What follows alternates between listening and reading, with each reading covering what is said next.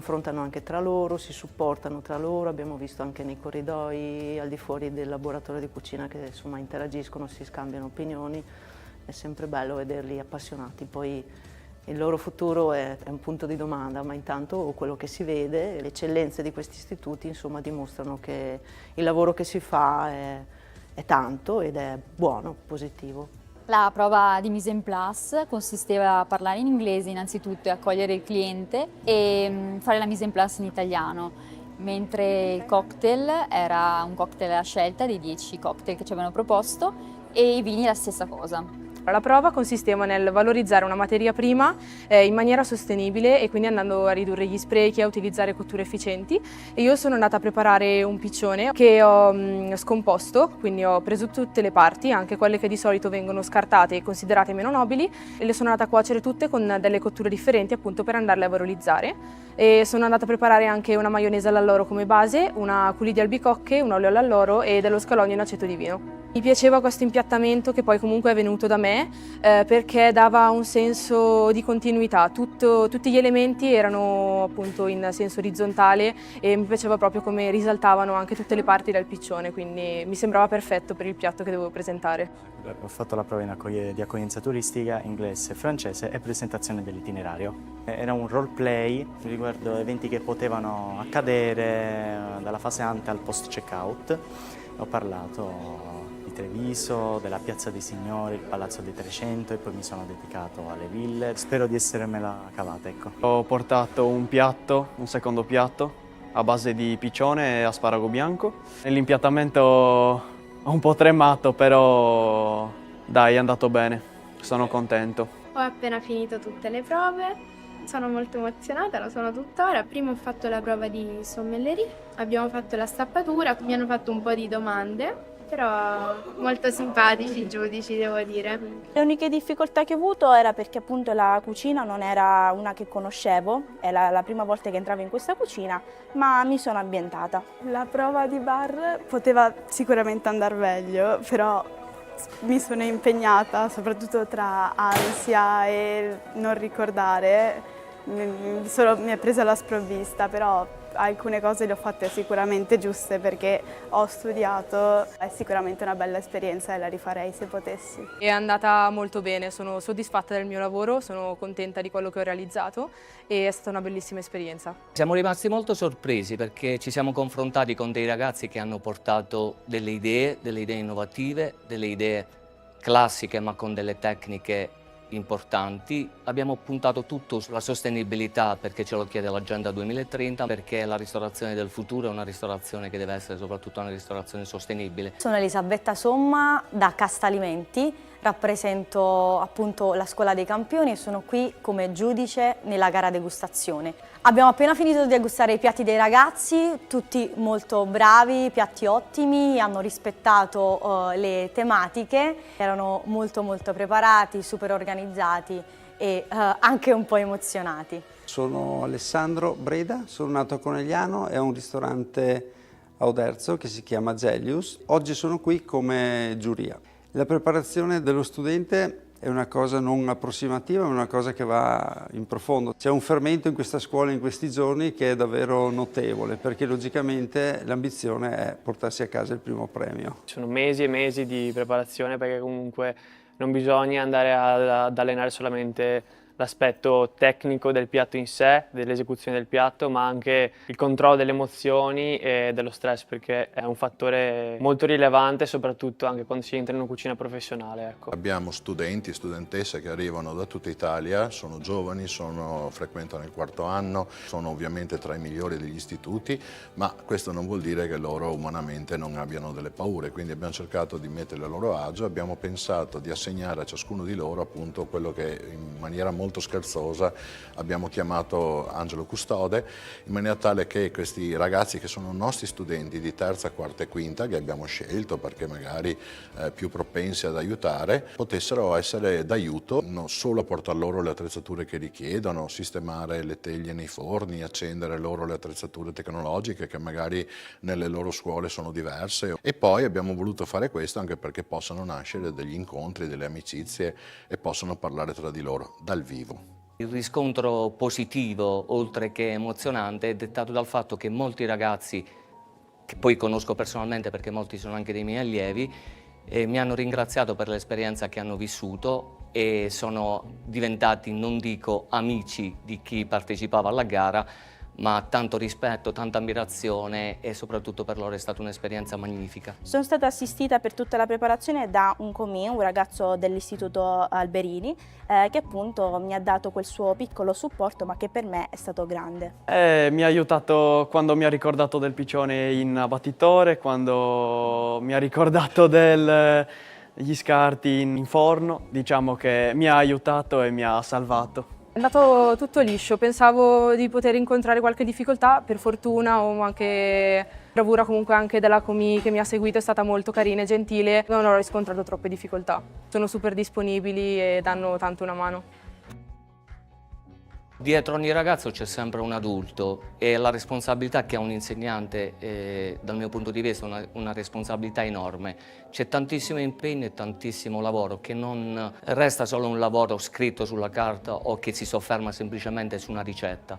C'è dietro insegnare a questi ragazzi a capire il rispetto per le materie prime, saper valorizzare il territorio e soprattutto riuscire a utilizzare sempre solo ed esclusivamente prodotti a chilometro zero. L'elemento importante secondo me è che questa è una delle poche occasioni dove ci si confronta con gli altri alberghieri, quindi tutti abbiamo esperienze diverse, portiamo professionalità diverse, portiamo idee diverse attorno a quei pochi ingredienti che diamo come obbligatori da sviluppare, che sono poi la rappresentazione enogastronomica di questo territorio in questa stagione. A livello anche di preparazione è ovvio che apprendono molte più cose di quelle che magari noi riusciamo a insegnargli durante l'anno scolastico, perché comunque hanno una preparazione molto più puntata per quello che è il concorso. Durante le varie giornate ho visto la soddisfazione nel viso di questi ragazzi, perché per loro è un'avventura, è un momento diverso da quello che svolgono durante le attività quotidiane. Ho fatto amicizia anche con altre persone con cui ho i miei stessi interessi che abitano lontano. Una ragazza della Toscana, un ragazzo della Lombardia e ho fatto amicizia un po' con tutti. Questa esperienza è fondamentale anche dal punto di vista del curriculum, perché in un futuro, quando andrai a lavorare in un posto di lavoro, tutta questa esperienza di gare formative sono sempre utili in qualsiasi ambiente lavorativo vai. Sono cresciuta molto anche a livello tecnico e soprattutto emotivo.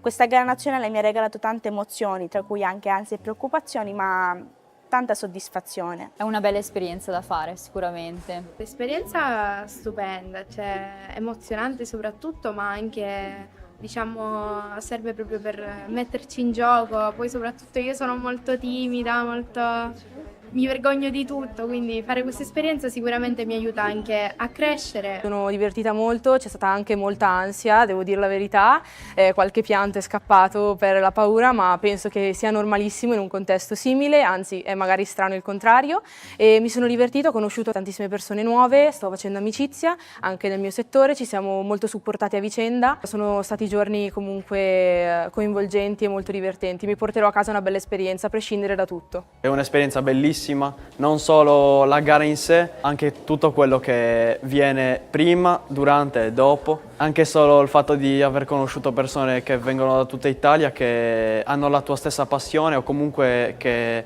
lavoreranno o già lavorano in questo settore. Siamo arrivati in 2 dalla Sardegna, siamo arrivati che non conoscevamo nessuno l'altro giorno e adesso usciamo con un gruppo su WhatsApp da 30 persone che abbiamo conosciuto durante questa esperienza bellissima. Penso che la loro esperienza è anche la mia esperienza e questa la porterò per sempre nel mio bagaglio culturale.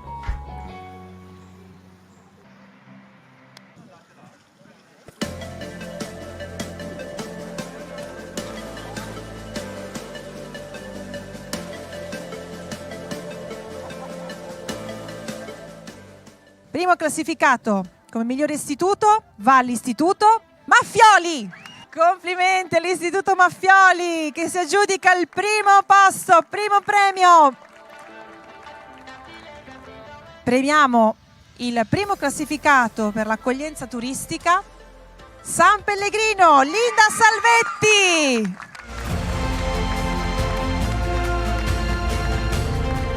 Complimenti! Complimenti, complimenti Linda! Andiamo avanti con il primo classificato per la sala bar e vendita. All'Istituto Maffioli, Linda Polinato! E ancora un grande applauso per Linda! Bravissima! Vince il primo premio di enogastronomia per l'Istituto San Pellegrino Sofia Nembrini! Complimenti Sofia!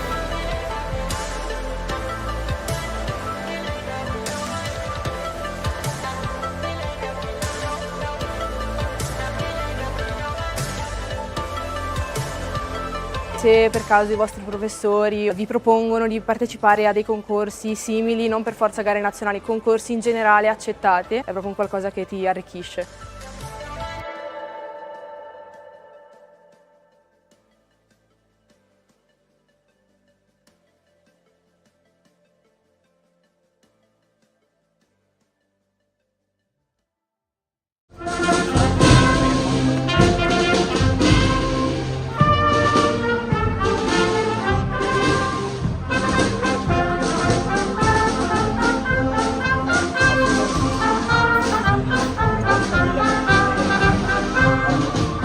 La tradizionale bandiera di Serravalle torna a sventolare in piazza Flaminio grazie a Serravalle Viva. Com'è andata? Come si è arrivati alla giornata odierna? Non è stato difficile, noi abbiamo sempre avuto in carico il simbolo di Serravalle, la nostra bandiera, a cui siamo affezionatissimi. Se non sbaglio, mi dicono i miei predecessori, ne avevamo già usate 2. Durano circa 10-12 anni, però con il vento di Serravalle si lograno facilmente. Anche l'ultima che avevamo in gestione noi era stata riparata più di una volta, ma ormai era arrivata alla fine. Non è stato per nulla difficile per noi decidere di affrontare la spesa, che comunque è importante perché stiamo parlando di 100 metri quadri di bandiera e con dei tessuti tecnici importanti. Quando abbiamo deciso, è stato proposto di fare una raccolta fondi, io ero scettico, ma quando una volta istituita mi sono accorto che dopo 2 o 3 giorni avevamo raggiunto quasi la totalità della spesa, è stata una cosa veramente grande. Sapere, lo sapevamo già, ma vedere che i serravallesi, i vittoriesi, i nostri amici hanno di tasca loro contribuito volentieri a questo acquisto ci ha dato un'enorme gioia e anche una spinta per continuare. Adesso la genesi è stata lunga perché l'abbiamo dovuta richiedere, è stata fatta su misura, finalmente siamo riusciti a portarla in questa giornata particolare che coincide anche con una prima pedonalizzazione della quale non eravamo al corrente, ma crediamo che da cosa nasca cosa e anche questo può essere un contributo di tutti per la nascita e per la rivitalizzazione, se ne fosse bisogno, del nostro quartiere. Quindi una partecipazione corale nel creare questa nuova bandiera, un nuovo simbolo diciamo per Serravalle, che ha visto oggi una partecipazione veramente notevole da parte del pubblico che ha voluto prendere parte a questo momento inaugurale. Non siamo stupiti della partecipazione odierna, ma è sempre bello vedere l'attaccamento. Nel discorso introduttivo alla cerimonia ho proprio parlato di questo spiccato attaccamento dei serravallesi per Serravalle, di Vittorio Veneto per Serravalle, e quindi questa per me è stata solo una grandissima conferma.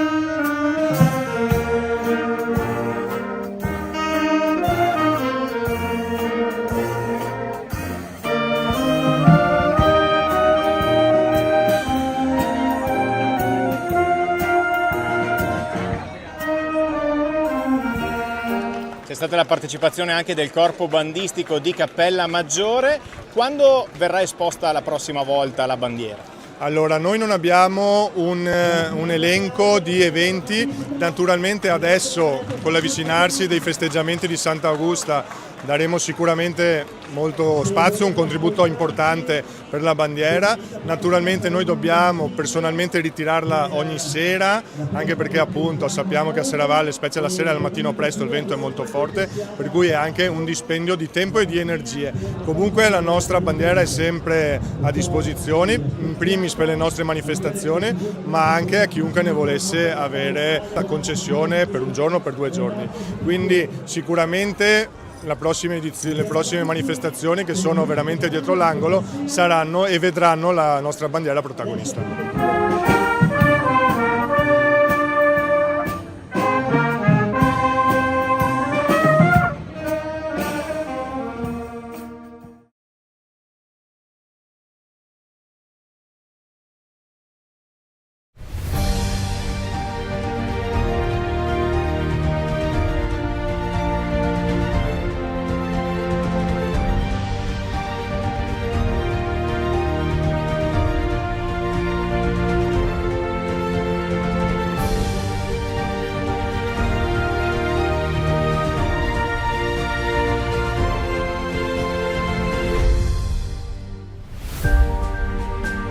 È stato consegnato al gruppo di Arsiero il 44esimo premio Fedeltà alla Montagna dell'ANA. Nell'occasione il Comune vicentino ha conferito all'Associazione Nazionale Alpini la cittadinanza onoraria.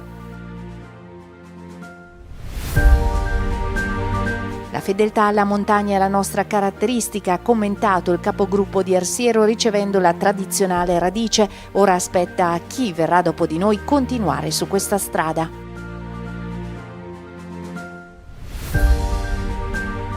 L'Università Cattolica ha premiato Teresa Angelini e Giacomo Bocchi per le migliori tesi dedicate allo sviluppo sostenibile e ai territori montani. L'iniziativa, promossa con ANA e Fellowship degli Alpini Rotariani, mantiene viva l'eredità di Beppe Parazzini. Il generale di brigata Francesco Maioriello ha ceduto il comando al parigrado Francesco Suma. La cerimonia venerdì presso la caserma di Prampero a Udine.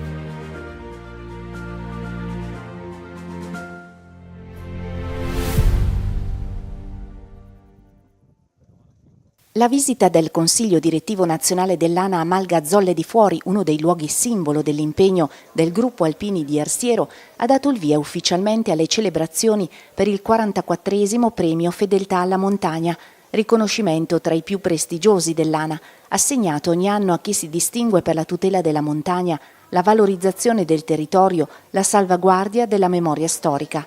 Quest'anno la tradizionale radice è stata attribuita al gruppo Alpini di Arsiero, sezione di Vicenza, seconda volta nella storia del premio che l'onoreficenza viene conferita non a una singola persona ma a un intero gruppo. Qui veramente il gruppo di Arsiero in questi 10 ultimi anni, come siamo qui, ha recuperato la maglia e poi ha fatto tutte quelle iniziative di valorizzazione di un posto che è un posto per noi importante, della memoria della Prima Guerra Mondiale in particolare, ma anche di fatti della Seconda. Io credo che questi siano gli esempi veri, forti, e cui mi sento di dire veramente un grande grazie al gruppo di Arsiero che ha portato avanti questa iniziativa, che la sta non solo portando avanti adesso, ma che sta continuando. Il recupero di Malgazzolle di Fuori rappresenta una delle principali motivazioni del riconoscimento, ma il premio guarda l'insieme delle attività svolte, dal recupero dell'ex cimitero della Prima Guerra Mondiale di quota neutra, la manutenzione del monumento ai 6 partigiani fucilati e della chiesa di San Rocco, il recupero del Sentiero degli Alpini, la realizzazione della ferrata sul Monte Cimone, fino alle iniziative di ricerca storica e ai tanti interventi a favore della comunità locale. Il valore del premio, come ha sottolineato il responsabile della commissione esaminatrice al momento della scelta, sta proprio nella capacità del gruppo di Arsiero di fare squadra. Qui ad Arsiero abbiamo visto innanzitutto la forte amalgama tra gli ex capigruppo, dove nessuno si è sentito escluso, ma ognuno ha portato la sua esperienza che ha fatto crescere questo gruppo in 1000 iniziative. E quindi questo ci ha portato a visitare un po' tutti i luoghi che loro hanno messo in moto nei vari anni, e soprattutto anche il recupero di tante realtà, comprese la Malgazzolle dove siamo, compreso il cimitero di Cima Neutra. Quindi sono tutti elementi che hanno favorito l'amalgama del gruppo, ma che ha messo in risalto lo spirito alpino nella salvaguardia della montagna, come è lo spirito proprio del premio. La giornata è poi proseguita ad Arsiero con l'alzabandiera, l'omaggio ai caduti, la celebrazione della messa nella chiesa di San Michele Arcangelo, quindi la consegna della cittadinanza onoraria del comune all'Associazione Nazionale Alpini. Gli alpini uniscono un paese, non esiste destra, non esiste sinistra, noi abbiamo visto proprio anche il paese che si è unito per lavorare per gli alpini e quindi questo è l'obiettivo che abbiamo raggiunto e di cui siamo contenti.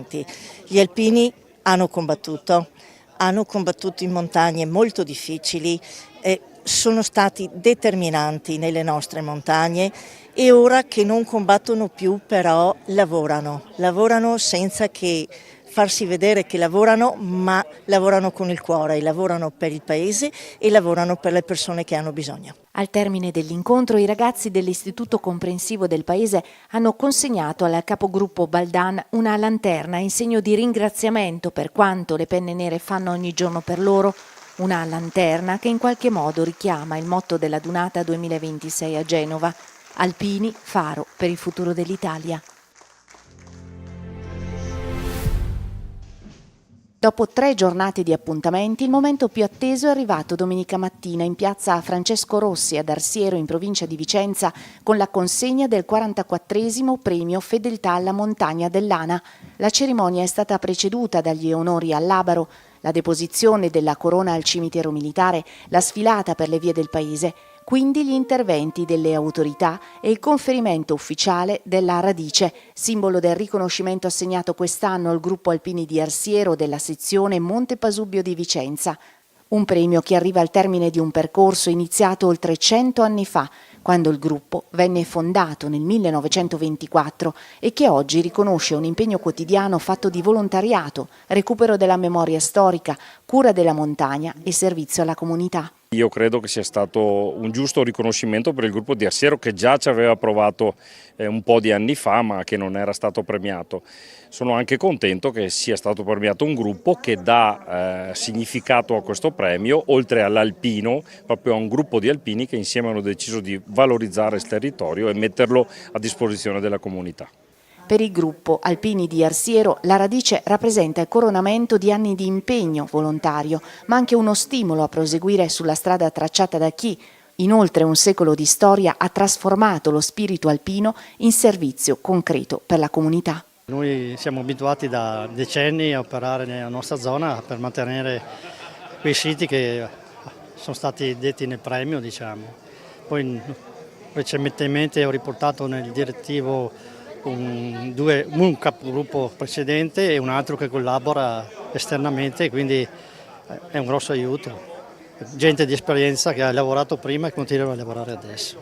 Poi ricevere questo premio che forse si meritavano i capigruppi prima di me, io sono un capogruppo da 1 anno e mezzo, ho fatto il vice per 7 anni, ma bisogna ricordare tutti quelli che sono stati prima di noi, che sono presenti anche oggi, oltre i 90enni, che hanno dato una mano, ci hanno avviato, qualcuno c'è ancora, qualcuno è andato avanti.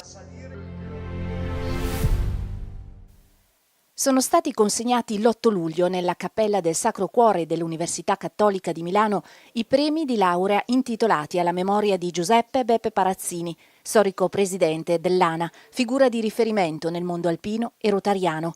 L'iniziativa, promossa dall'ANA, dalla Fellowship degli Alpini Rotariani e dall'Università Cattolica del Sacro Cuore, valorizza ogni anno i migliori studi dedicati alla sostenibilità ambientale e allo sviluppo dei territori montani.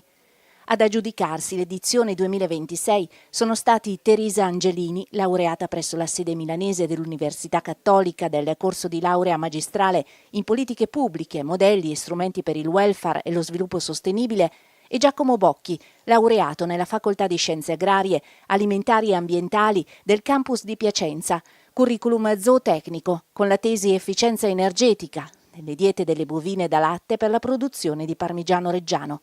2 lavori che, pur affrontando ambiti diversi, condividono un obiettivo comune: individuare soluzioni innovative per uno sviluppo sostenibile con attenzione all'ambiente, alla gestione delle risorse e alla valorizzazione del territorio. È stata un'esperienza che sicuramente formativa e molto lunga, mi ha portato a scoprire degli aspetti del mio stesso territorio che io non conoscevo, ma che grazie alle Olimpiadi che ci sono appena state, appena concluse anche in Valtellina, ha portato insomma la provincia al centro della scena. Una giornata speciale, sono veramente soddisfatta di ricevere questo riconoscimento e sono anche molto contenta del fatto che venga riconosciuta la centralità della sostenibilità in montagna, che è il tema proprio su cui la borsa di studio andava a vertere, quindi sono molto soddisfatta di questo. Sono molto emozionato di essere qui in questa basilica a ricevere questa onorificenza che mi fa molto piacere, mi riempie di gioia. E ringrazio infatti il Club Rotary, l'Associazione Nazionale Alpini e anche la famiglia Parazzini. Io come lavoro faccio l'insegnante, quindi insegno agraria all'Istituto Solari di Fidenza, istituto professionale, e inoltre sono anche libero professionista, quindi vado anche proprio direttamente negli allevamenti a promuovere il mio studio. I premi rappresentano non solo un riconoscimento al merito accademico, ma anche un modo concreto per mantenere vivo il ricordo di Beppe Parazzini, trasformando la sua eredità di impegno civile e di amore per la montagna in un'opportunità per le nuove generazioni di ricercatori e professionisti. A dispetto di quello che si sente dire, i nostri giovani sono sani per la maggior parte e soprattutto hanno voglia di fare. E quindi il nostro premio ancora quest'anno speriamo che li possa aiutare nei loro progetti, nei loro obiettivi, sempre ricordando quel grand'uomo che è stato Beppe Parazzini. Cerimonia di avvicendamento al comando della Brigata Alpina Julia e della Multinational Land Force venerdì 17 luglio a Udine, alla presenza del comandante delle truppe alpine, il generale di divisione Alberto Vezzoli, il generale di brigata Francesco Maiorello, ha ceduto l'incarico al parigrado Francesco Suma. Per quest'ultimo il comando della Julia rappresenta un ritorno in brigata dove già aveva ricoperto l'incarico di comandante del 3° Reggimento Artiglieria Terrestre da Montagna. È davvero con un'immensa gratitudine e con un grande entusiasmo ed emozione che assumo oggi il comando della Brigata Alpina Julia, nomine tanto firmissima, una brigata che fin da bambino avevo nell'immaginario quando andavo in montagna con i miei genitori, essendo nato e cresciuto qua a Gradisca d'Isonzo e praticando già quella volta le nostre montagne friulane. Devo dire che poi la vita mi ha portato in tantissimi posti, la vita professionale, una sorta di pellegrinaggio del dovere che mi ha portato dalle Alpi occidentali alle Alpi centrali fino a Roma, ovviamente, dove ho prestato servizio con il mio ultimo incarico di vice caporeparto del 4° reparto logistico dello SME, dello Stato Maggiore dell'Esercito, ed è stata un'attività veramente formativa, assolutamente importante, che penso mi abbia preparato anche al meglio per assumere questa grande unità che, al di là delle tradizioni che sono fortissime, con un radicamento straordinario sul territorio, anche adesso un altissimo contenuto tecnologico, quindi investe non solo sui valori ma anche sull'addestramento e sulla tecnologia, che sono 3 principi che il nostro Capo di Stato Maggiore dell'Esercito ci ricorda sempre e che sono davvero di guida in tutte le attività che svolgiamo. Alla cerimonia era presente anche il Labaro con il presidente dell'ANA in rappresentanza di tutti gli alpini d'Italia. Quindi un grande grazie da parte nostra al generale Maiorello in questi anni, con cui ha collaborato intensamente con la nostra associazione, l'Associazione Nazionale Alpini, un grande buon lavoro e spero altrettanta feeling con l'Associazione Nazionale Alpini. Ecco, è un momento importante, siamo 2 facce della stessa medaglia, come mi piace dire, e allora avanti, viva gli alpini, viva l'Italia.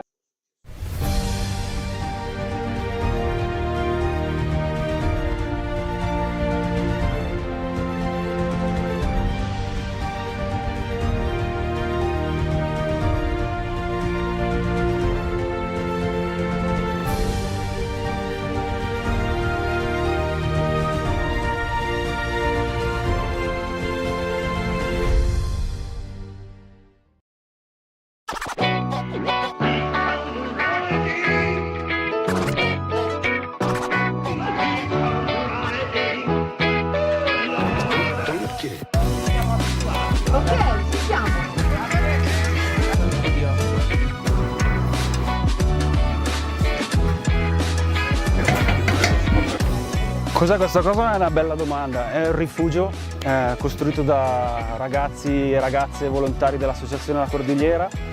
È un rifugio a cui abbiamo lavorato negli ultimi 3 anni, ristrutturando la baita che c'era prima, Baita Piazzoli, ed è un rifugio che da oggi in poi fungerà da punto di accoglienza per qualsiasi persona che voglia passare. I proventi di questo rifugio, i ricavi di questo rifugio andranno a sostenere le missioni di Peñas, Santiago de Guate e Batallas nell'altopiano boliviano, in Bolivia.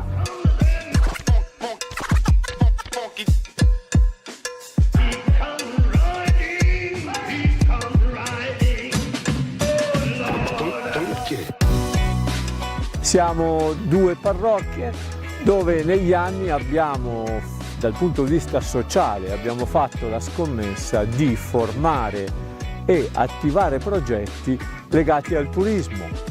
Peñas, dove c'è il Padre Antonio, verso la montagna, lui è un alpinista assolutamente di valore, ha fatto già progetti importanti in Perù dal punto di vista dell'alpinismo, e la mia invece è sulle rive del grande lago Titicaca, questo lago sacro nella cultura andina, e io lì ho incentivato invece progetti più legati alla cultura lacustre. Quindi ecco, fra tutti e due riusciamo e siamo riusciti con i nostri ragazzi ad offrire lavoro e pacchetti turistici legati al lago e alla montagna. Abbiamo a nostro carico anche una scuola superiore con tanti alunni, e anche lì di spese ce ne sono a iosa, e tutta la parte che sociale che facciamo verso i poveri, ammalati, abbandonati, famiglie che non ce la fanno. Ecco, tutte queste spese, che non sono uno scherzo tra le 2 parrocchie, verranno in parte sostenute anche da questo lavoro. Io nel 2019 sono stato per alcuni mesi a Peñas, nella missione di Peñas, dove c'è Padre Antonio Zavatarelli, meglio conosciuto come Padre Topio, e sono stato come volontario fisioterapista perché c'è un progetto sanitario di assistenza sanitaria che appunto si basa molto sulla fisioterapia, che aiuta persone con difficoltà motorie, malattie croniche, patologie acute. Questa comunione di relazione tra Chiesa di Bergamo, Chiesa di Gubbio, Chiesa in Bolivia, la Chiesa di Elalto con le nostre parrocchie, oggi viviamo la festa di questa inaugurazione.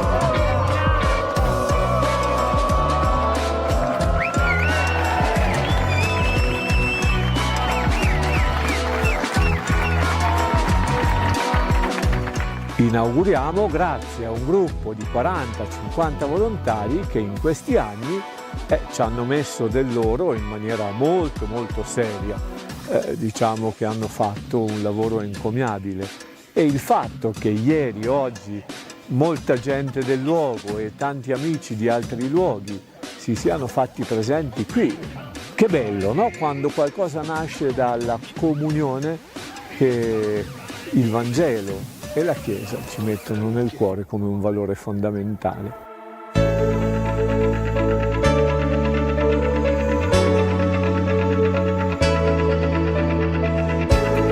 Rifugio solidale perché cerca di creare una connessione tra quello che c'è in Italia e quello che c'è in Bolivia, quindi tante persone che hanno costruito questo rifugio, e non parlo soltanto di mura, hanno vissuto l'esperienza di missione in Bolivia, ha contatto con popolazioni vulnerabili della Bolivia, persone povere, persone con difficoltà legate alla salute, e quindi il creare una connessione, l'essere solidali e cercare di costruire una realtà qui che possa aiutare in Bolivia.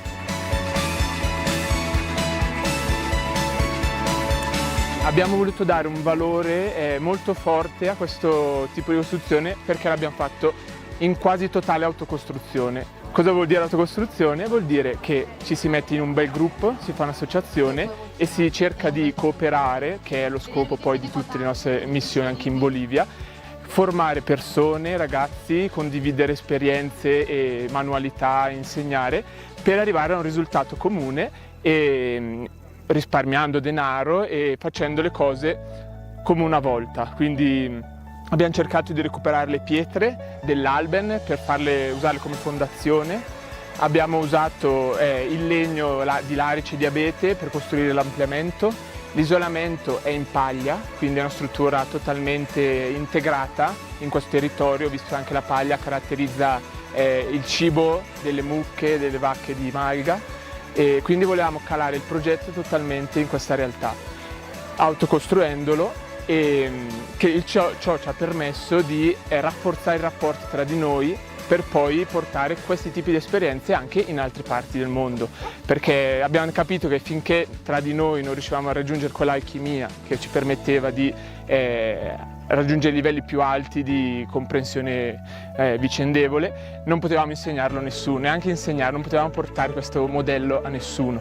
Quindi abbiamo fatto l'esperienza, ci è piaciuta tantissimo, è stata faticosissima perché molto del materiale lo portavamo a spalle per 600 metri di slivello, e infatti sono venuti delle spalle, delle braccia incredibili, però ecco, questa cosa qua ci ha unito tantissimo. La Cordigliera racchiude giovani che arrivano un po' da tutta Italia, soprattutto dal nord e centro Italia, e sono persone che si sono trovate in missione, alcune, ma tante che si sono avvicinate alla Cordigliera, si sono avvicinate in questi ultimi 3 anni in cui abbiamo iniziato questo progetto di ristrutturazione della baita che c'era, persone che sono passate per caso dalla montagna, amici di amici a cui abbiamo detto dai vieni, dacci una mano, magari sistemiamo un sentiero, abbiamo da fare un piccolo scavo per costruire la parte nuova, eccetera eccetera.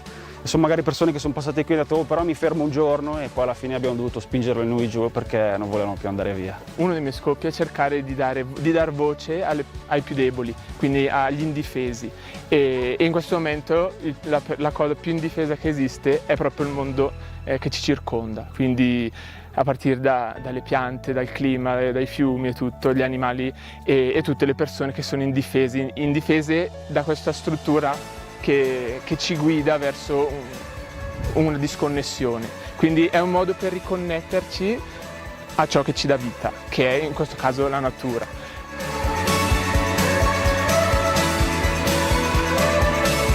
Io in Bolivia ho portato uno zaino pieno, che era pieno delle cose che mi servivano per stare lì, per vivere lì, e dico sempre che quello che ho portato indietro è lo zaino vuoto, ma ho portato a casa molte più cose di quelle che avevo nello zaino. Ad esempio quello che ho vissuto e quello che mi hanno insegnato le persone che vivono in queste zone, che vivono con molta più semplicità e che riescono a vivere più da vicino dei valori che nella nostra società spesso per frenesia, per dinamiche diverse perdiamo e rischiamo di perdere.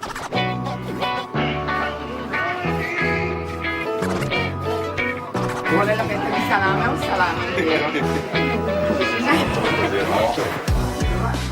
Vedere tante persone che si appassionano a questo luogo, a questa avventura, mi entusiasma e mi sembra proprio una cosa bella a cui dedicare il mio tempo. Viti che parlano. Di cosa parlano queste vite, questi giovani? Io penso che davvero parlino della vita quotidiana, dell'impegno, della capacità di mettere a frutto le proprie competenze. Questi giovani donano il loro tempo gratuitamente, chi parte per la missione lo farà gratuitamente e spesso e volentieri mettendoci del suo. Le vite dei miei amici e delle persone che ho incontrato parlano di un desiderio di amicizia profonda, di relazioni forti, di provare a dedicare il proprio tempo per dei progetti in cui crediamo che possano essere di aiuto e sostegno per le persone che incontriamo un po' lungo il cammino. La parte che mi piace di più di questo gruppo e di queste attività che facciamo insieme non solo è l'idea così di fratellanza universale, ma proprio il fatto che si fanno le cose per stare insieme e quindi l'idea di condivisione fino a se stessa.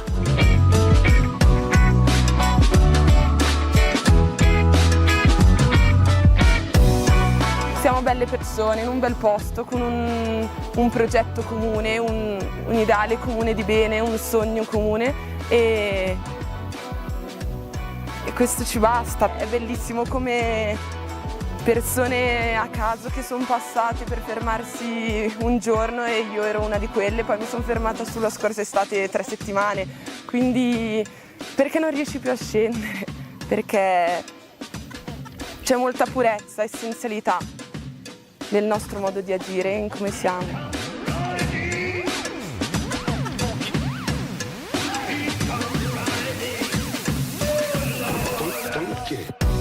Sono arrivata qua esattamente 4 giorni dopo da quando sono rientrata dalla Bolivia e penso che da quel momento non sono più scesa e ho supportato un po' il progetto e mi trovo proprio a casa in questo posto. Se uno mi chiede perché sono qua è perché torno a casa.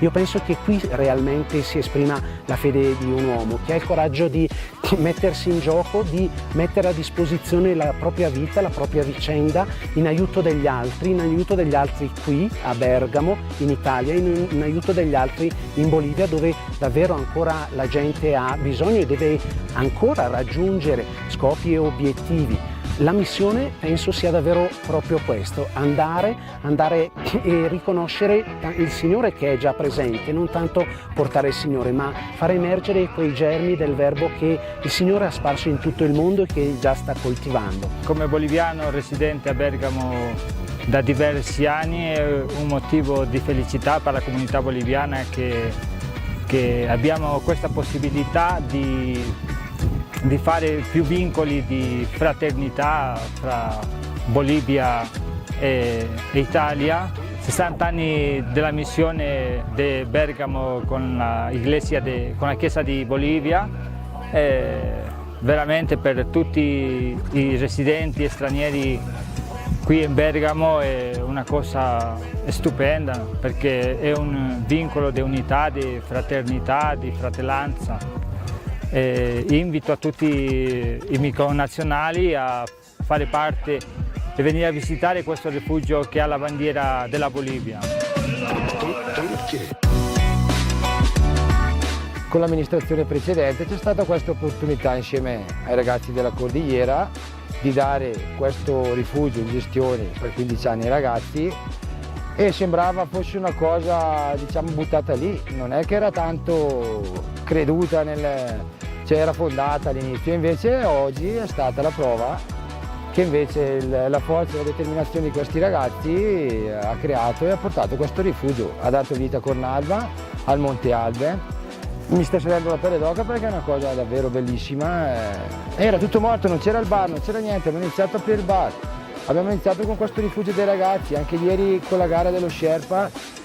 C'era tutta la gente di Cornalba felicissima perché alla fine vedevi tutti questa massa, questa ondata di giovani felici, contenti, ha riempito il paese, una boccata d'aria di vita a questo paesino che conta 300 anime. Perché si fa tutto questo? Per quello che sta succedendo oggi, per l'amicizia che si crea insieme, per tanti anni vissuti con i ragazzi in amicizia e in semplicità. Amici di Bergamo mi hanno fregato.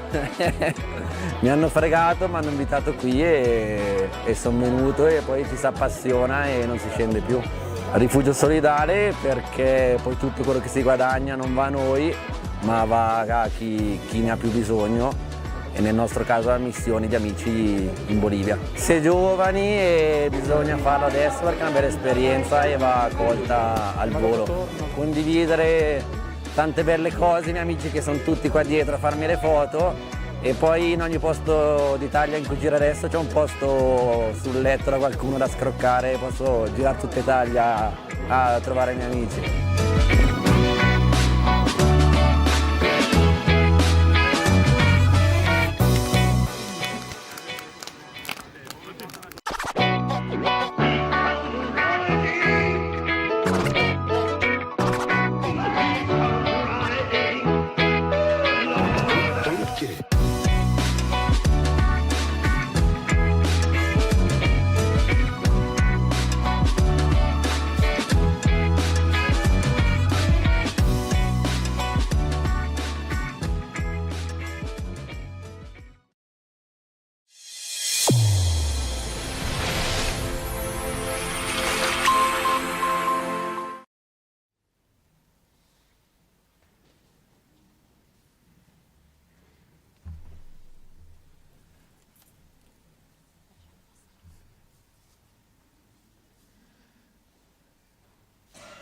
Benvenuti nella nostra chiesa, con gioia vi accogliamo in questa occasione così preziosa e anche unica in realtà. Sono frate Antonio Scabio, guardiano di questa fraternità, già con molti ci conosciamo, e siamo lieti di accogliervi nella nostra Chiesa per la proposta di questo evento celebrativo degli 800 anni del presepe realizzato da San Francesco nel Natale del 1223 a Greccio. Il mio più caro benvenuto al nostro Vescovo, Sua Eccellenza Monsignor Corrado, anche al nostro Sindaco, Dottor Antonio Miatto, con la sua moglie, consorte, e poi anche la professoressa Antonella Uliana, Assessore alla Cultura. Grazie di aver accolto il nostro invito, a rappresentanza anche un po' della Chiesa di Vittorio Veneto e della cittadinanza di Vittorio Veneto, e tutti voi, amici carissimi. Veramente il più cordiale benvenuto. La vostra presenza ci onora e invito anche Sua Eccellenza a una parola di saluto. Grazie.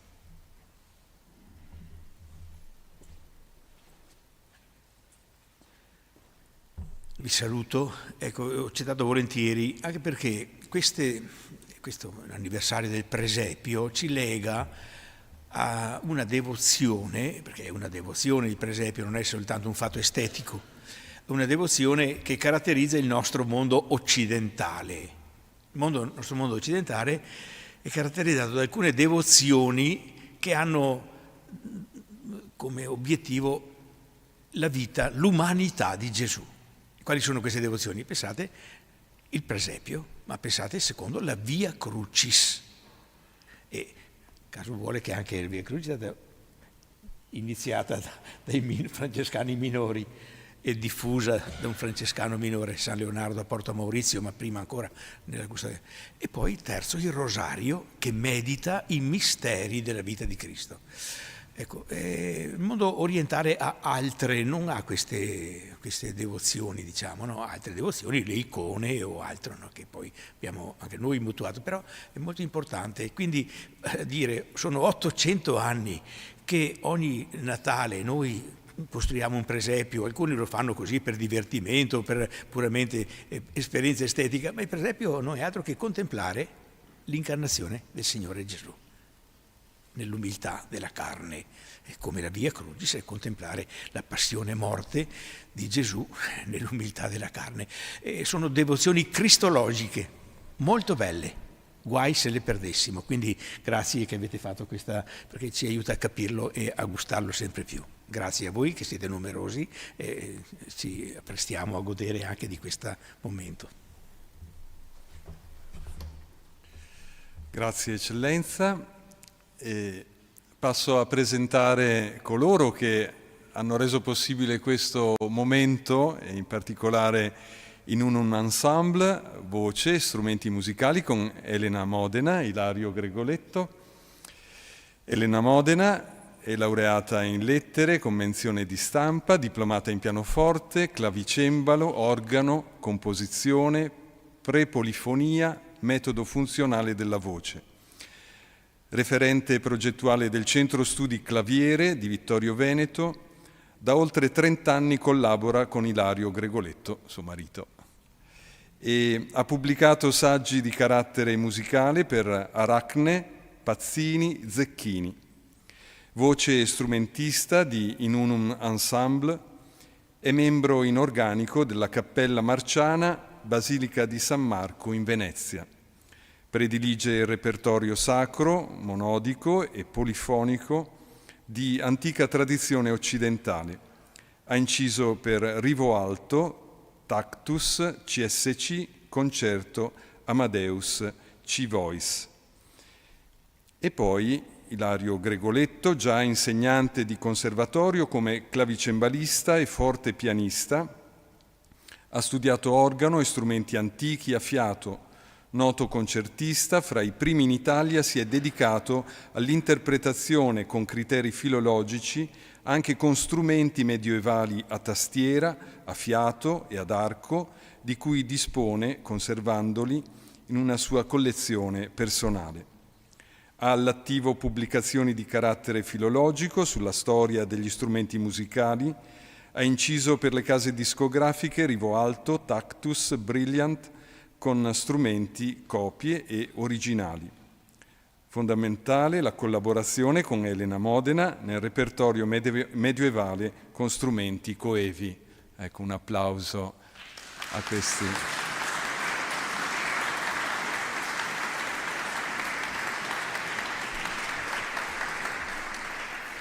E poi a lato abbiamo gli attori Marta Dal Santo e Cristiano Moioli.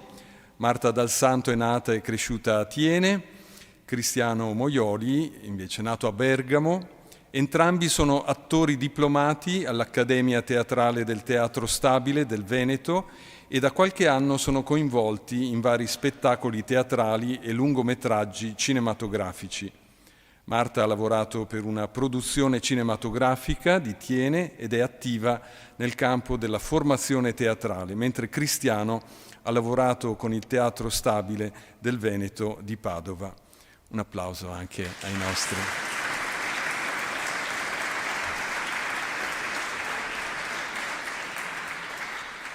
Scusate il nepotismo, ma Marta è mia nipote e Cristiano è il suo ragazzo. Quindi giochiamo un po' in casa. Ebbene, allora, i testi che saranno presentati saranno il racconto del presepe di Greccio, scritto da Fra Tommaso da Celano, del 1228, e la poesia Il Natale di Greccio del professor Filippo Ungaro, professore di Trani, un professore pugliese, che ha omaggiato questa poesia al Papa stesso e ne ha avuto un riconoscimento. E poi ci saranno 2 brevi testi del professor Fra Cesare Vaiani. Riguardo ai brani proposti in programma, si tratta di musiche per lo più di anonimi tratti da fonti italiane quali il Laudario di Cortona, il codice 56esimo di Cividale del Friuli dei secoli XIII e XIV, un inno e un'alleluia del repertorio gregoriano, quest'ultimo dal proprio di San Francesco, 2 carols da codici inglesi del XIV e XV secolo. Ad essi si affiancano il Conductus, Beata Viscera Mariae di Magister Perotinus, 1160-1230 circa, sommo esponente della scuola di Notre-Dame, Parigi, e 2 antifone sul tema della carità e della natività di Ildegarda di Bingen, monaca e abbadessa riscoperta pienamente in questi ultimi anni nella sua eccezionale poliedricità. Ci disponiamo quindi ad immergerci in questo ascolto in cui ci lasceremo raggiungere da quell'evento della notte del lontano Natale del 1223, lasciando che Santo Francesco ci accompagni dentro la tenerezza di quel divino abbraccio. Buon ascolto.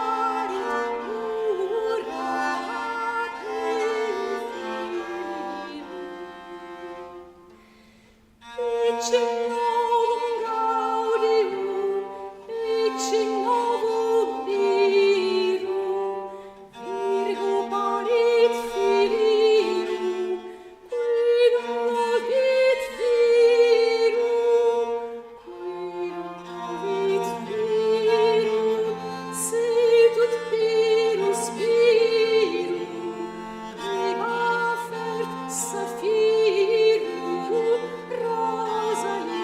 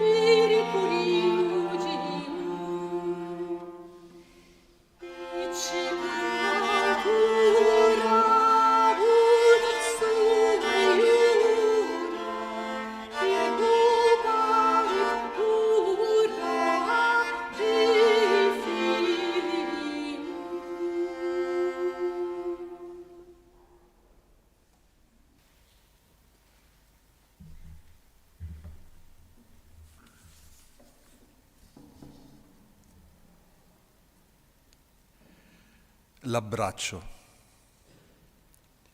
L'abbraccio è insieme contatto fisico e accoglienza reciproca.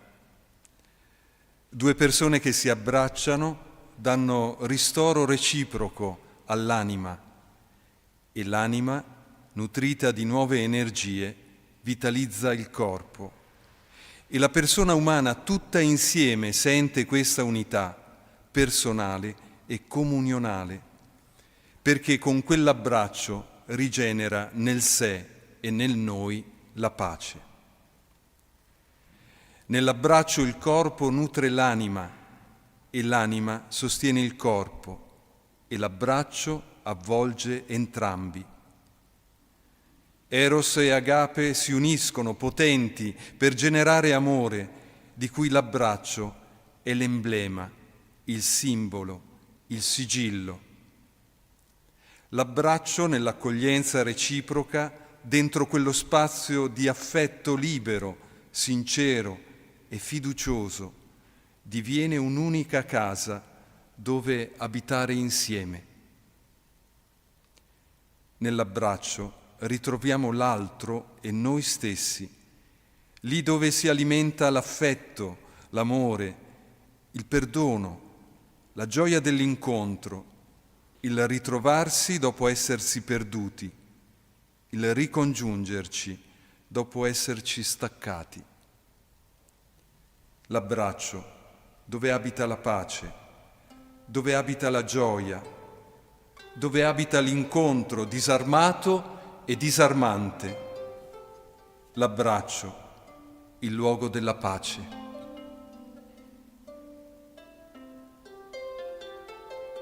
Francesco Santo, amante, poeta, umanissimo e mistico, ci prende stasera per mano per portarci all'interno di quell'abbraccio che lui stesso vuole vivere e sperimentare, di esso godere, in esso tuffarsi e adagiarsi, lasciandosi andare, perché nell'abbraccio torniamo bambini e ritroviamo energie per ripresentarsi con coraggio alla vita, per stare con amore nel nostro quotidiano.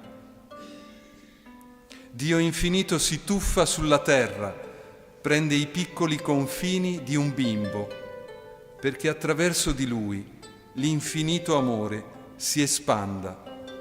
Lui si fa bimbo per poterci tutti abbracciare. Quell'abbraccio che restituiva sicurezza, pace, fiducia, consolazione, quando da piccolini il nostro corpo e le nostre percezioni erano troppo piccole per far fronte a un mondo che desideravamo, ma che anche ci inquietava. Quell'abbraccio che anche oggi, divenuti adulti, ci fa sentire al sicuro perché amati.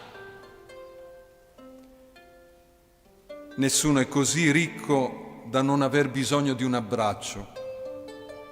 Nessuno è così povero da non poterlo donare. Sì, l'abbraccio, come il sorriso. Che la poesia, il canto, il racconto e il fascino ci catturino in quest'estasi che è stare fuori di noi quando accogliamo nell'abbraccio l'altro che ci abbraccia. Francesco Santo ci accompagna questa sera verso quelle piccole braccia, perché il bimbo divino ci regali il suo divino abbraccio.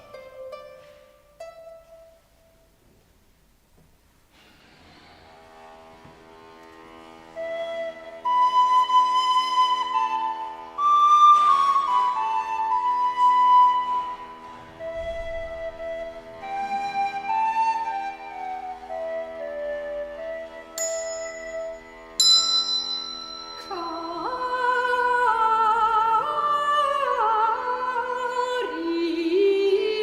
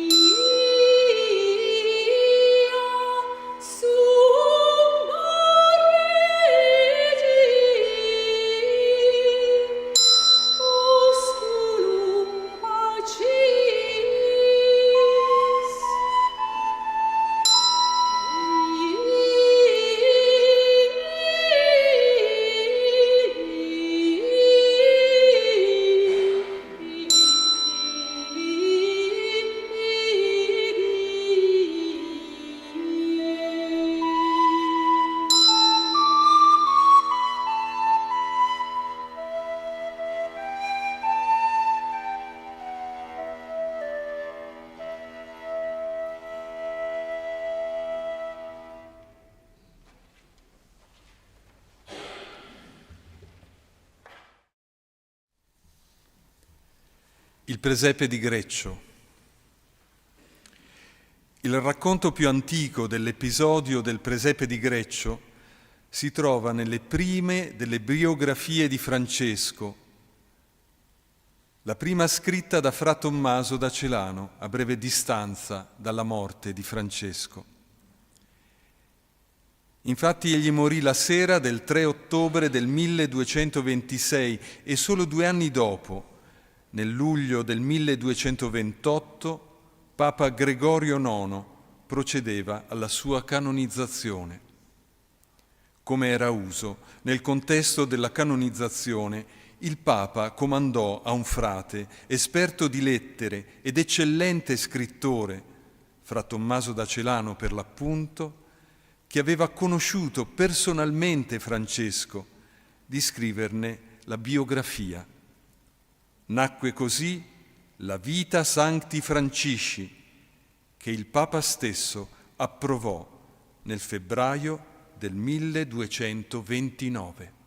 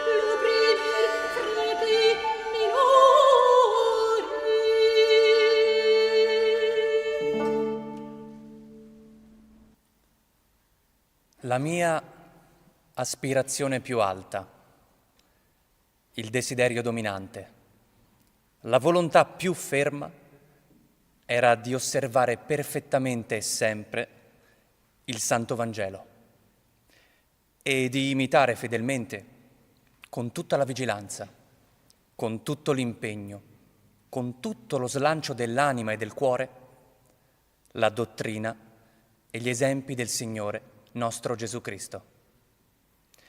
Meditavo continuamente le parole del Signore e non perdevo mai di vista le sue opere, ma soprattutto l'umiltà dell'incarnazione e la carità della passione avevo impresse così profondamente nella memoria che difficilmente mi riusciva di pensare ad altro. È con questo spirito, degno di perenne memoria e di devota celebrazione, che Francesco celebrò il Natale del Signore, 3 anni prima della sua gloriosa morte, a Greccio. C'era in quella contrada un uomo di nome Giovanni, di buona fama e di vita anche migliore, ed era molto caro al beato Francesco, perché, pur essendo nobile e molto onorato nella sua regione, stimava più la nobiltà dello spirito che quella della carne. Circa 2 settimane prima della festa della Natività, il beato Francesco, come spesso faceva, lo chiamò a sé e gli disse: Se vuoi che celebriamo a Greccio il Natale di Gesù, precedimi e prepara quanto ti dico. Vorrei fare memoria del bambino nato a Betlemme e in qualche modo vedere con gli occhi del corpo i disagi in cui si è trovato per la mancanza delle cose necessarie a un neonato, come fu adagiato in una greppia e come giaceva sul fieno tra il bue e l'asinello. Appena l'ebbe ascoltato, il fedele e pio amico se ne andò sollecito ad approntare nel luogo designato tutto l'occorrente, secondo il disegno esposto dal santo.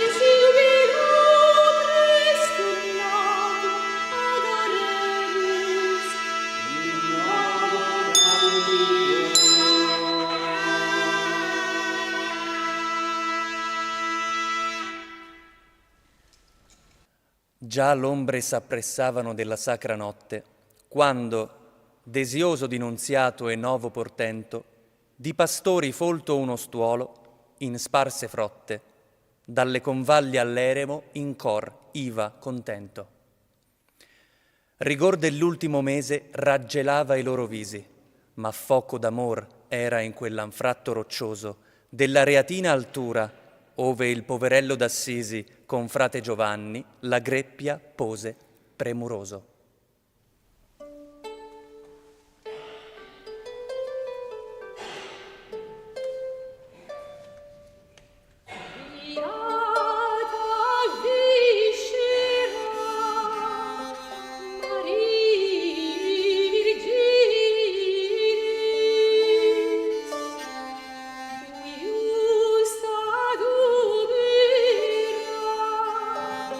Rex Magni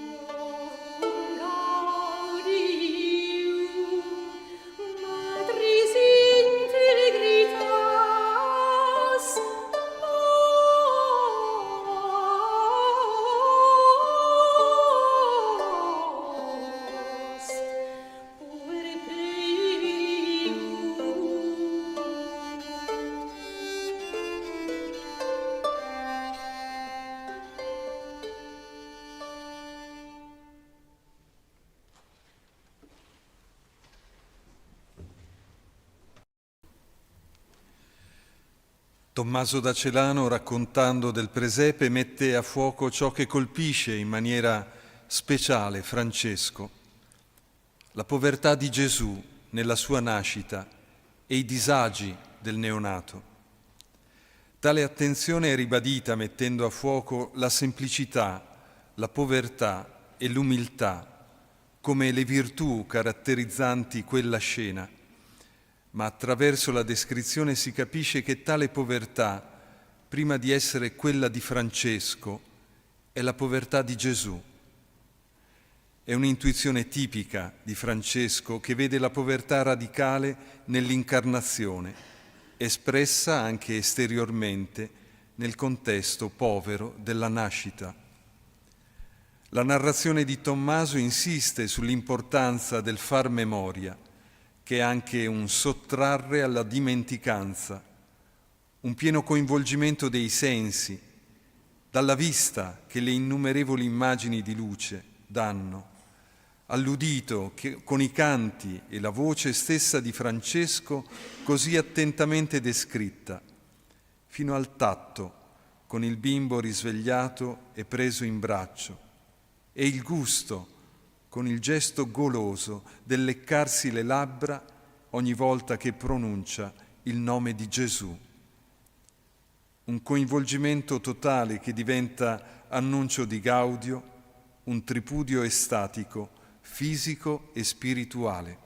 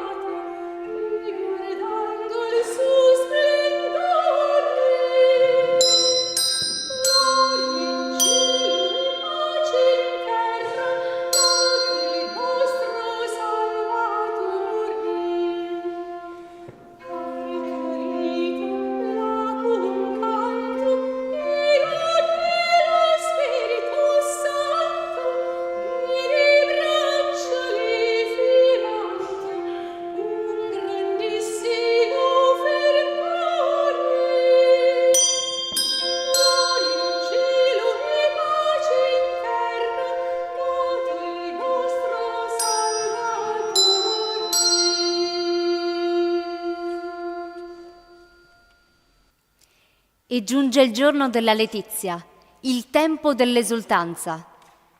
Per l'occasione sono qui convocati molti frati e uomini e donne arrivano festanti dai casolari della regione, portando ceri e fiaccole per illuminare quella notte nella quale s'accese splendida nel cielo la stella che illuminò tutti i giorni e i tempi. Arriva alla fine Francesco, vede che tutto è predisposto secondo il suo desiderio ed è raggiante di letizia. Si accomoda la greppia, vi si pone il fieno e si introducono il bue e l'asinello. In quella scena commovente risplende la semplicità evangelica, si loda la povertà, si raccomanda l'umiltà. Greccio è divenuto come una nuova Betlemme. Questa notte è chiara come pieno giorno. e dolce agli uomini e agli animali. La gente accorre e si allieta di un gaudio mai assaporato prima, davanti al nuovo mistero. La selva risuona di voci e le rupi imponenti echeggiano i cori festosi. I frati cantano scelte lodi al Signore e la notte sembra tutta un sussulto di gioia.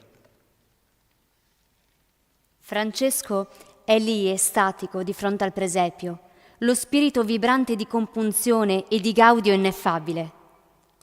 Poi il sacerdote celebra solennemente l'Eucarestia sul presepio e lui stesso assapora una consolazione mai gustata prima.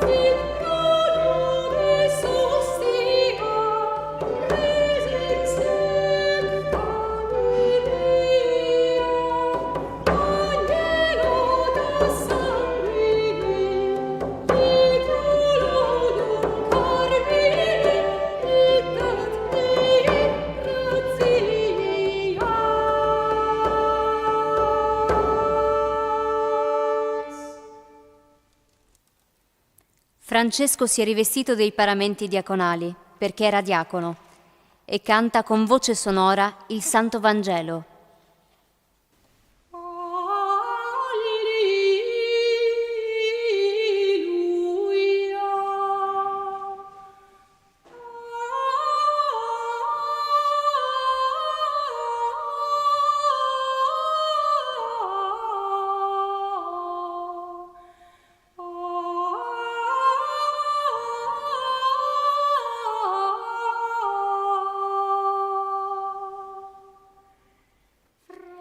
Quella voce forte e dolce, limpida e sonora, rapisce tutti in desideri di cielo.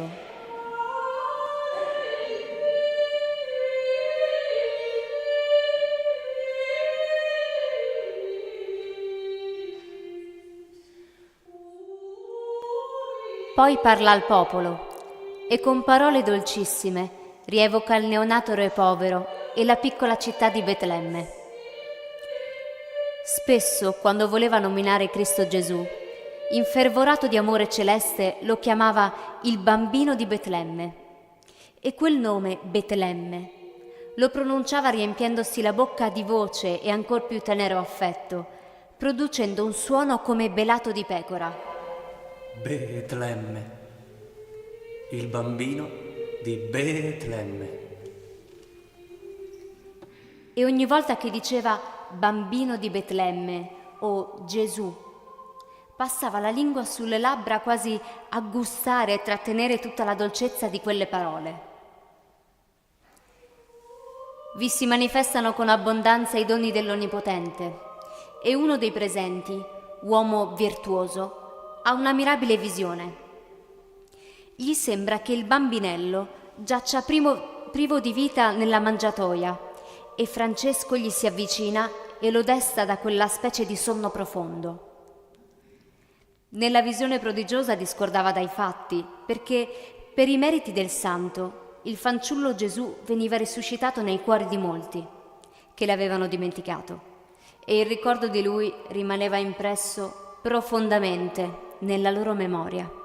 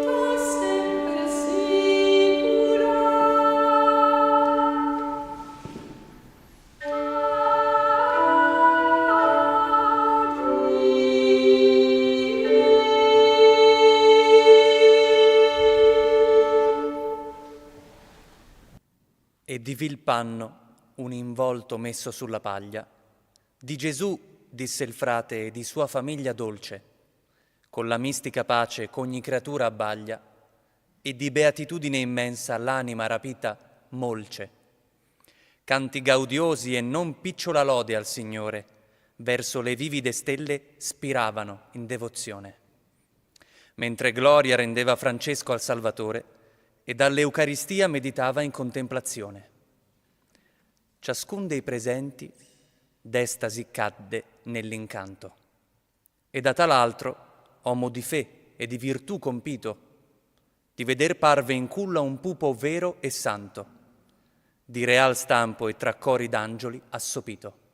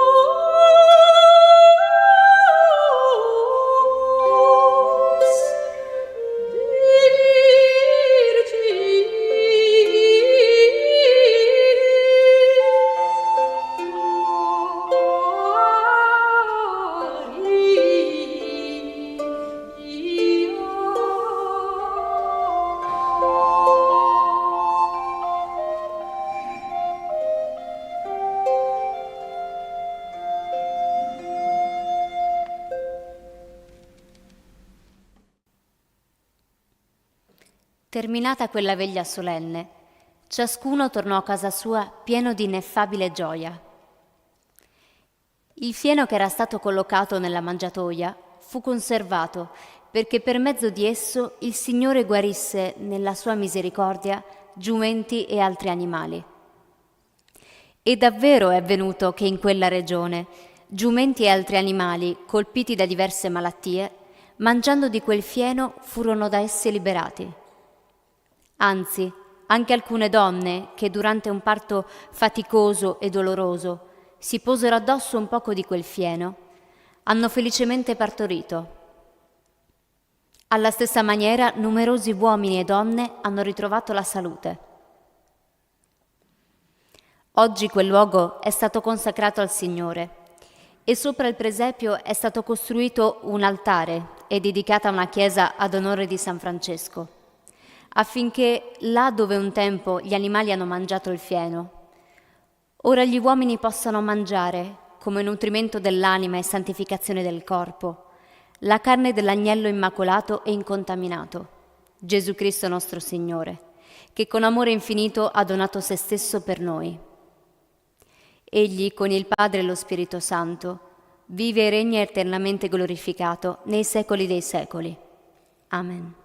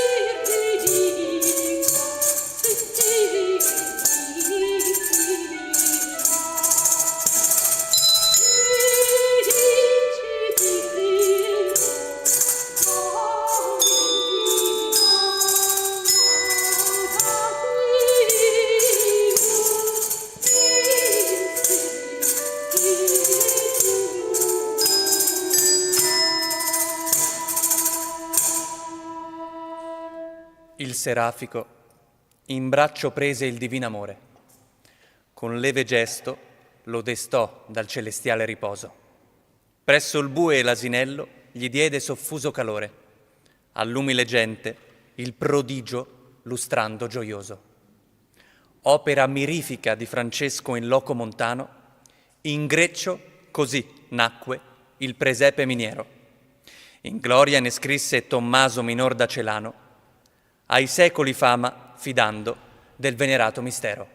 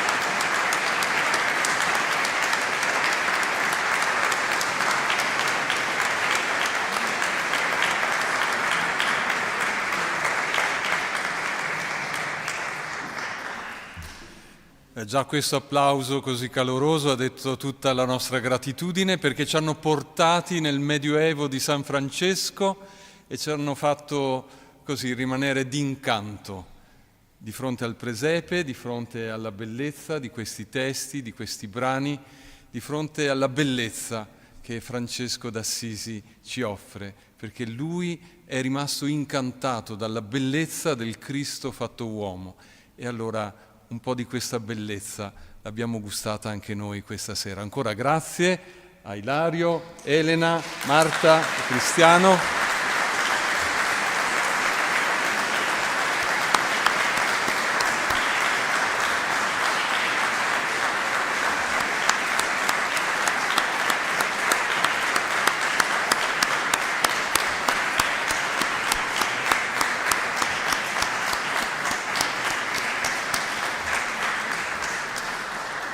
Vogliamo anche ringraziare la Tenda TV, nella persona qui presente, del tecnico che è Stefano Faraon, grazie.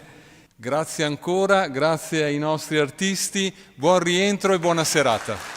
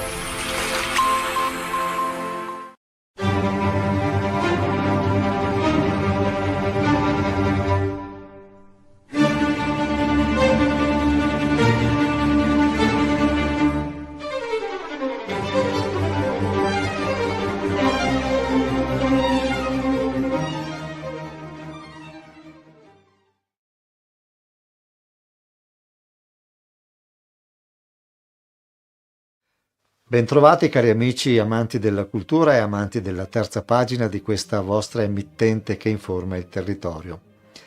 Il nostro lavoro vuole portare la cultura alla gente e la gente alla cultura, ma non solo. Vuole anche provare a mettere insieme grandi musicisti, grandi professionisti, grandi docenti e grandi talenti. Creare così un rapporto di comunicazione tra questi formati professionisti della musica, chi insegna e i ragazzi che stanno studiando, e sentirete che ragazzi, per diventare qualcuno con la musica. Il concerto che vi proponiamo oggi è appunto la dimostrazione del senso che abbiamo dato a questo nostro lavoro, cioè quello di mettere in comunicazione le varie componenti della cultura per fare sempre cultura più ad alto livello. E appunto per confermare quanto appena detto, il programma di questo concerto di Antonio Vivaldi, il favorito concerto per violino e orchestra in Mi minore RV 277 con solista Giada Fiorino, un grande talento. Ancora di Antonio Vivaldi, il grosso Mogul, concerto per violino e orchestra in Re maggiore RV 208 con solista un altro grande talento, Emanuele Bastanzetti. E terzo brano in programma, le solennità della Santissima Lingua di Sant'Antonio, concerto per violino e orchestra in Re maggiore RV 212 con solista Francesco Zanchetta. E si continua ancora con Antonio Vivaldi con il concerto per 4 violini solisti ed orchestra in Re maggiore RV 549 con solisti Emanuele Bastanzetti, Giada Fiorin, Elisabetta Levorato e Francesco Zanchetta. E dopo alcune tra le più belle composizioni di Antonio Vivaldi, di Giovanni Battista Platti, il concerto per violoncello ed orchestra in Do minore, violoncello solista, un grande maestro Giuseppe Barutti. In conclusione, ancora Antonio Vivaldi con le solennità della Santissima Assunzione di Maria, concerto per violino d'orchestra in Do maggiore RV 582, violino solista ritorna il fantastico Francesco Zanchetta. Buon ascolto.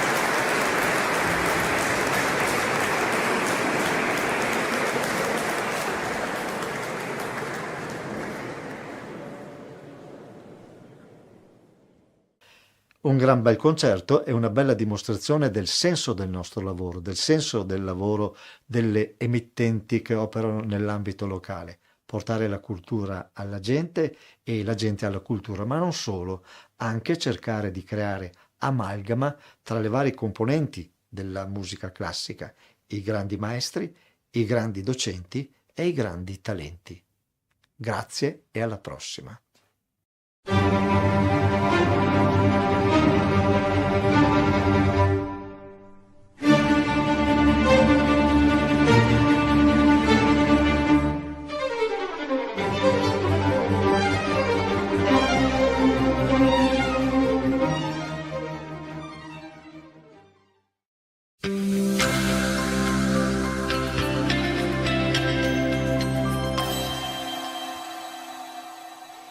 E ho la fortuna oggi di coordinare un po' il pomeriggio che stiamo vivendo su questo progetto di turismo sociale inclusivo. La prima cosa che faccio, chiamo le due dottoresse che sono state, diciamo, il vero motore dell'organizzazione, e quindi dottoressa De Coppi e dottoressa Schiavetto, che non vi aspettavate, ma un bel applauso perché hanno lavorato moltissimo e fino a qualche ora fa eravamo indecisi se andare al lago o venire su. Abbiamo cercato di capire dal punto di vista meteorologico le cose e effettivamente abbiamo deciso di venire qua e il tempo ci ha dato ragione perché è meglio stare al coperto. La seconda considerazione che faccio è che già è una serata di gioia, perché quando noi vediamo dei giovani devono ancora iniziare a suonare, ma solo la visione di questi giovani, ecco, questo riempie di gioia moltissimo, e quindi anche un applauso ai ragazzi. Ecco.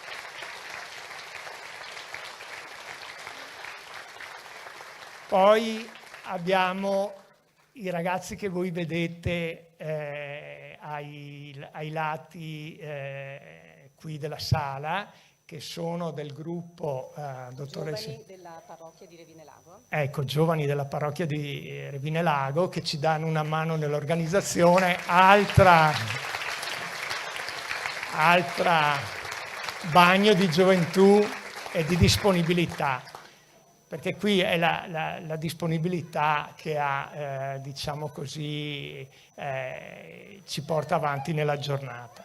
Ecco, il progetto di cui parliamo oggi è un progetto ministeriale che è portato avanti e voluto dalla Regione Veneto, ed è un progetto che riguarda il turismo inclusivo. Qual è il concetto? Il concetto è che la parte del turismo del tempo libero deve essere organizzata di modo che possa essere utilizzata in maniera completa anche da chi ha la disabilità. E quindi è proprio la giornata vuole essere un messaggio a tutti, agli operatori, a noi stessi, all'organizzazione, ai politici, proprio per aumentare e andare e proseguire verso questa strada di inclusione. Inoltre, il fatto di affrontare questo turismo sociale inclusivo vuol dire anche affrontare quello su cui ci stiamo impegnando moltissimo, che è quello dell'avvio dei progetti di vita. Perché il progetto di vita è fatto dal lavoro, è fatto dalla scuola, è fatto dalla parte di assistenza sanitaria, però è fatta dalla parte anche del tempo libero e quindi dello sport, del turismo. Qui dobbiamo anche ringraziare, poi faremo in maniera specifica, però dobbiamo ringraziare tutte le associazioni, perché anche loro hanno dato una mano nel avviare questo progetto.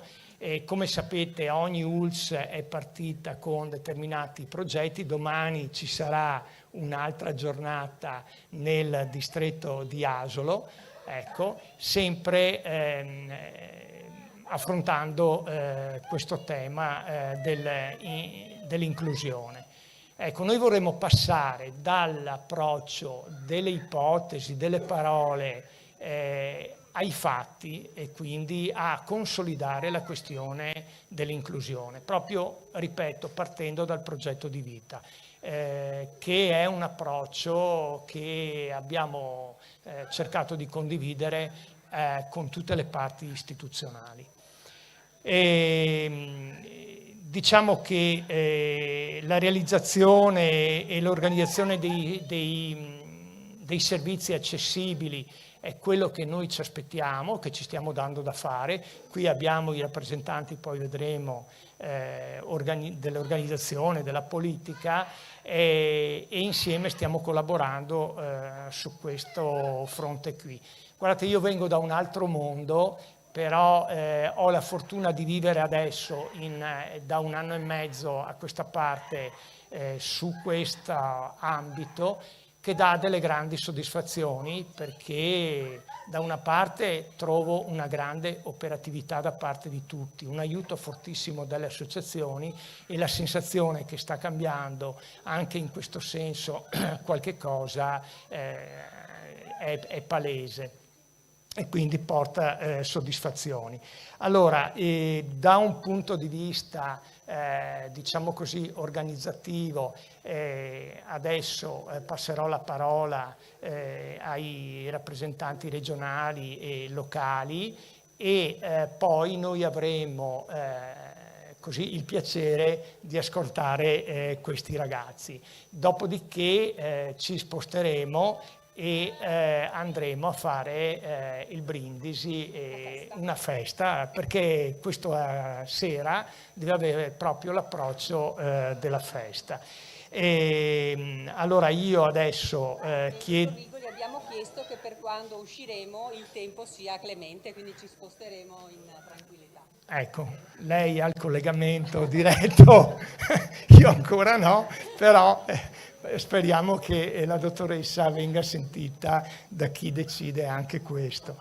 Allora io passo la parola al sindaco di Revine, che ringrazio moltissimo perché fa parte di tutto il gruppo che ci ha aiutato in questa serata, e anche l'anno scorso avevamo vissuto un'altra bella giornata.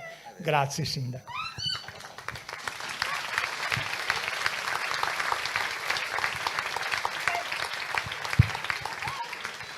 Beh, innanzitutto buonasera, vi do il benvenuto qui all'auditorium della Banca Prealpi San Biagio qui a Tarso. Vorrei partire con dei ringraziamenti, ma non mi voglio dilungare molto questa sera e cercherò di fare un ringraziamento generale a tutti i partner coinvolti.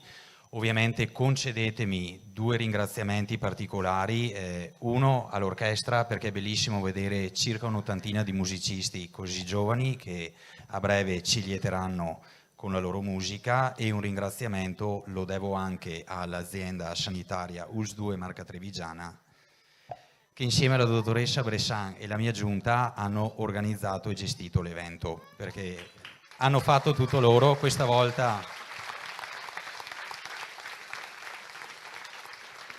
io sono rimasto a guardare, ma il merito è loro, quindi grazie Luigella, grazie Elisa e grazie Thomas. Ovviamente un ringraziamento va anche alla Banca Prealpi San Biagio e all'associazione Noi per Noi ETS di Mutuo Soccorso di Banca Prealpi San Biagio, sempre presente, e per averci concesso l'auditorium gratuitamente.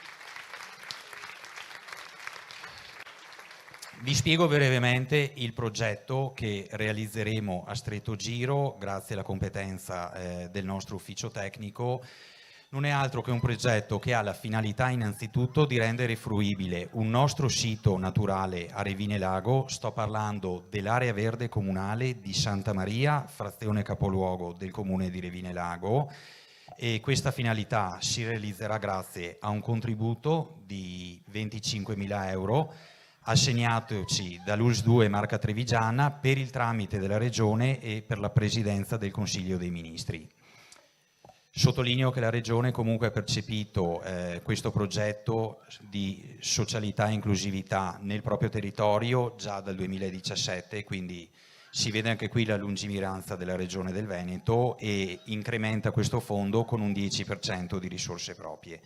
Detto questo, il progetto prevede la fruibilità a persone diversamente abili, persone con problemi di deambulazione a questa nostra area naturale, e non è altro che un consolidamento e una manutenzione straordinaria di 2 camminamenti già esistenti, molto semplici, ma che per diverse persone purtroppo ad oggi ancora non lo sono.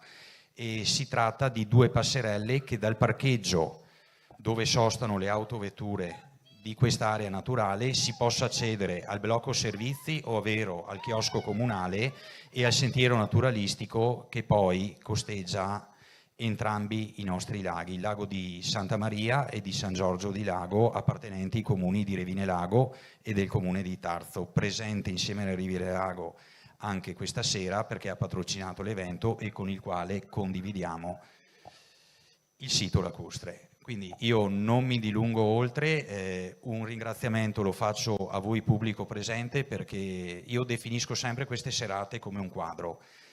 Con la vostra presenza così numerosa, così massiva questa sera, voi fate da cornice a questo bellissimo quadro, quindi il merito va anche a voi per la presenza. Buon proseguo e buona serata.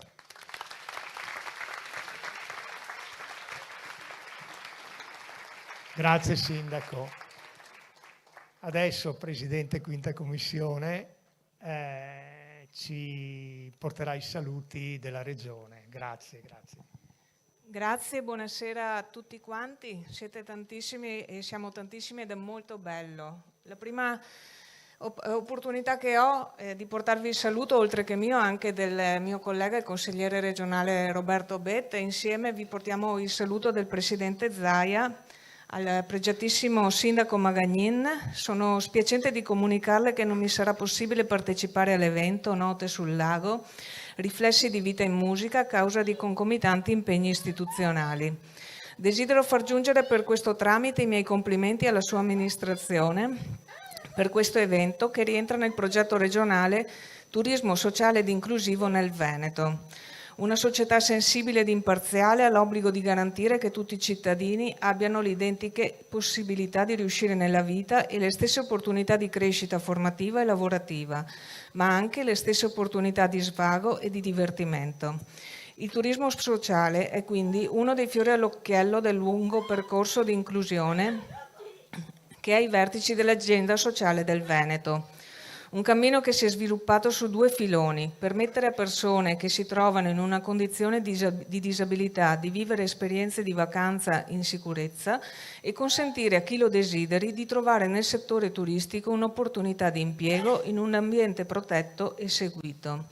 Sono interventi concreti per una cultura dell'integrazione che non sia solo sulla carta, ma che rappresenti davvero per le persone disabili una possibilità di riscatto e opportunità di autonomia con progetti di vita indipendente, di formazione e di lavoro. Questa iniziativa diventa quindi un momento di sensibilizzazione sul tema, ma anche di accoglienza inclusiva in uno dei luoghi belli dell'Alta Marca trevigiana. Nel ringraziare la sua amministrazione e i giovani dell'Orchestra Sio di San Fior, che scalderanno il cuore dei partecipanti con la loro musica, rivolgo a tutti i presenti i miei più cordiali saluti. Dottor Luca Zaia.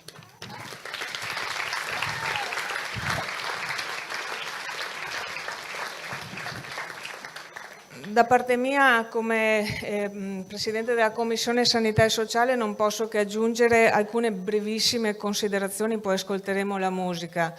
La prima, penso dobbiamo dare veramente un grande grazie al Sindaco Magagnin, Massimo, e a tutta la sua amministrazione, a tutti i collaboratori del Comune, perché sono loro che hanno raccolto dalla ULS 2 l'opportunità di portare avanti in prima persona come ente questo progetto a cui teniamo tutti davvero tanto, a di diventarne i protagonisti, ed un Comune così bello ma così anche di dimensioni più piccole, insomma, rispetto ad altre nostre realtà, diventa un protagonista davvero significativo nel diventare colui che porta avanti il progetto per tutti i comuni dell'US 2 Marca Trevigiana, e quindi ringraziamolo davvero, perché oggi festeggiamo, ma il lavoro dietro sicuramente è tanto, e gli facciamo un bel applauso al sindaco.